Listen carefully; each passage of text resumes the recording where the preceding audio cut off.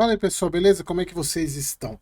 Iniciando mais um acompanhamento mensal, vamos falar sobre o I-11, o Itaú Total Return, o multi-estratégia da Itaú, aquele que prometia 16% ao ano lá no IPO, mas é capaz de agora, nesse deságio que ele tá, ele entregue a partir de agora. Se ele fosse lançado agora, eu até acreditaria, né? Mas felizmente teve muitas pessoas que acreditaram, mas também não tinha como prever que tudo isso ia acontecer, a questão do mercado. Quer dizer, não tinha como prever, entre aspas, né? Mas não, que nem diria minha filha, deixa abaixo. Vamos lá, vamos falar sobre o relatório gerencial agora de março do ITRI 11.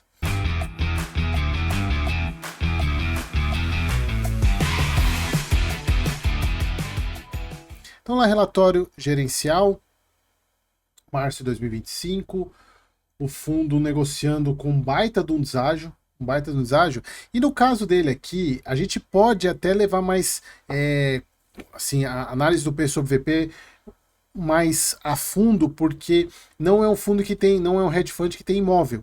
Que o imóvel acaba segurando o VP tanto para baixo quanto para cima, de valorizar ou desvalorizar, porque a avaliação é feita uma vez por ano. No caso, o ITRA ele não tem imóvel físico, então acaba que a marcação a mercado, tanto de ação, quanto de fundo imobiliário que ele tem em carteira, quanto dos CRIs, acabam trazendo um pouco mais de realidade.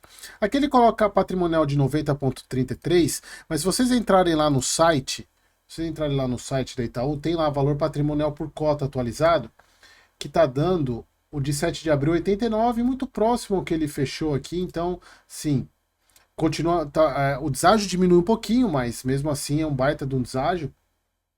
75 centavos por cota, que é o que ele vem pagando, está dando mais de 1% ao mês de dividendo pago, né, até em função do preço de mercado. Vamos ver quanto que está hoje, só para a gente acabar aqui. 74,50, então tá mais ainda, o deságio tá maior ainda. Eu, assim, se eu salvo engano, dos hedge funds, acho que ele é o que está com mais deságio hoje. Então, 75 centavos manteve o pagamento do que ele pagou mês passado. Falando aqui da questão da taxa Selic, né, que aumentou. O fundo, eles enxergam que ainda tem, por mais que ainda teve a valorização, eles ainda enxergam fundos negociados a 15 a 20% de dividend, de deságio e dividend yields atrativos, ou seja, que torna ainda grandes oportunidades, que é o que eu venho falando sempre para vocês. Setores de shopping, galpões logísticos se destacam apresentando melhor performance.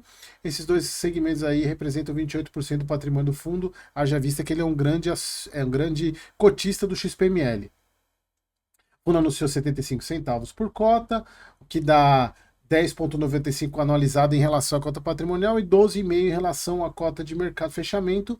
Claro que um pouco dando mais por causa do preço da cota de hoje. O que teve de movimentação? Teve uma pequena realização de Cirela, que aumentou o caixa aí de 0,7 para 2,1%, nada significativo, mas é uma posição de caixa aí que o fundo, inclusive, se ele quiser, ele pode aumentar em fundo imobiliário. Receita de crise de março foi inferior a fevereiro devido a algumas amortizações. Acreditamos que esse valor recorrente seja ao redor por volta de janeiro e março, enquanto mantivermos a alocação de crise na casa desses 15%. A reserva está em 15 centavos por cota. A gente vê aqui o rendimento de 75 centavos, né? Na verdade, foi maior do que o do mês passado. Está igual de janeiro.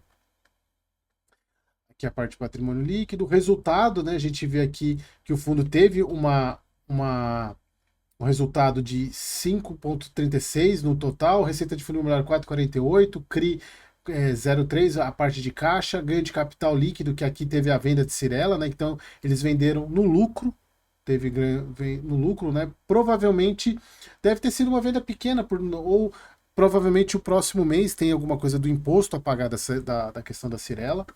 Resultado por cota de 78, pagamento de 75. Vejam que o ITRE ele não é um fundo linear, né? Ele não mantém linearidade dos rendimentos, ele tenta sempre pagar um pouquinho menos do que ele gera para poder ter reserva, mas assim, continua sendo um dividend yield muito atrativo. Mas assim, algo que eu não gosto muito é essa questão de não ter linearidade, principalmente no hedge fund. E aqui a gente vê que hoje ele é praticamente um FOF. 78% do portfólio é fundo imobiliário, um portfólio que eu gosto bastante. É praticamente você está comprando 10% aqui na participação do XPML quer dizer, na participação do fundo, né?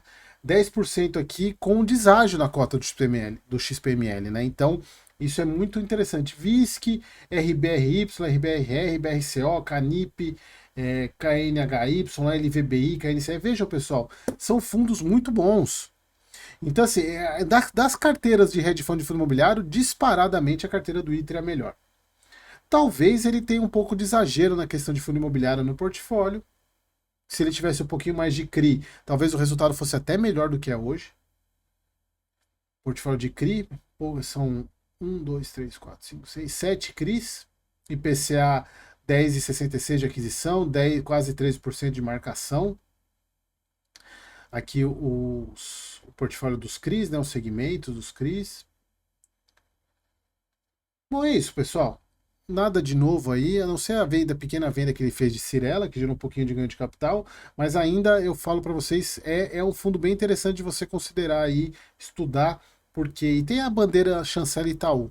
Por outro lado, tem a questão de ser um bancão, então todos os processos são um pouquinho mais lentos, tanto emissão, alocação de recurso, não é tão simples assim, mas continua sendo um baita de um fundo hoje, né, com o preço de hoje, e aí sim ele provavelmente ele entregue o que ele prometeu lá na IPO dele. Beleza, pessoal? Espero que vocês tenham gostado. Até o próximo vídeo.